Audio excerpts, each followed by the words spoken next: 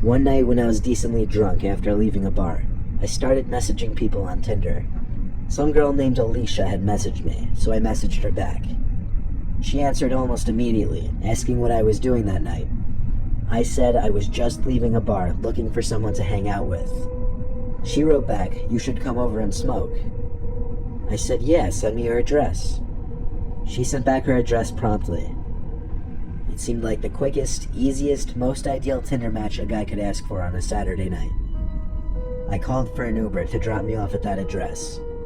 The driver pulled up in his Honda, and I got in the front seat. Usually I would get in the back seat, but I was decently drunk and feeling extra social. The driver seemed cool.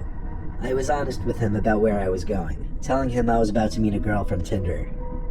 He laughed and said nice, and started going on about his stories meeting girls as an Uber driver and such. On the way there, I asked Alicia for her number, and she gave it to me. I started texting her, and she gave normal answers.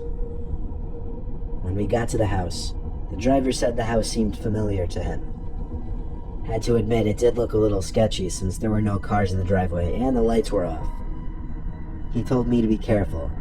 I thanked him and said goodbye, and he drove away down the block and stopped near the end, I'm guessing setting up his next ride.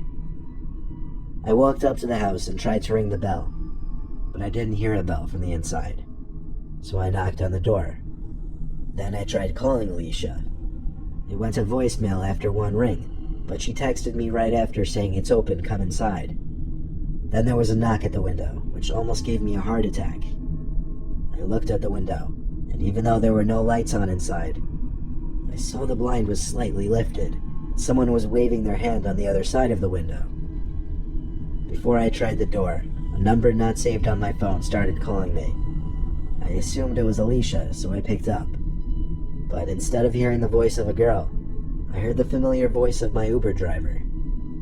He ordered me in a very concerned voice to walk away from the house right now. I then saw the Uber driver's car pull back up in front of the house. He told me to get back in the car. I hung up the phone and listened to him. As soon as I got in the car, he drove away from the house and told me that the house was vacant. In just the previous month, someone had been lured into that house, robbed, and murdered. It was a story that likely could have been similar to my own had I stepped into that house. It was a lot for me to take in, but I thanked that Uber driver the best I could, and even took his number because he was so cool and I couldn't appreciate him enough. The next morning when I was sober, this was even more disturbing to think about.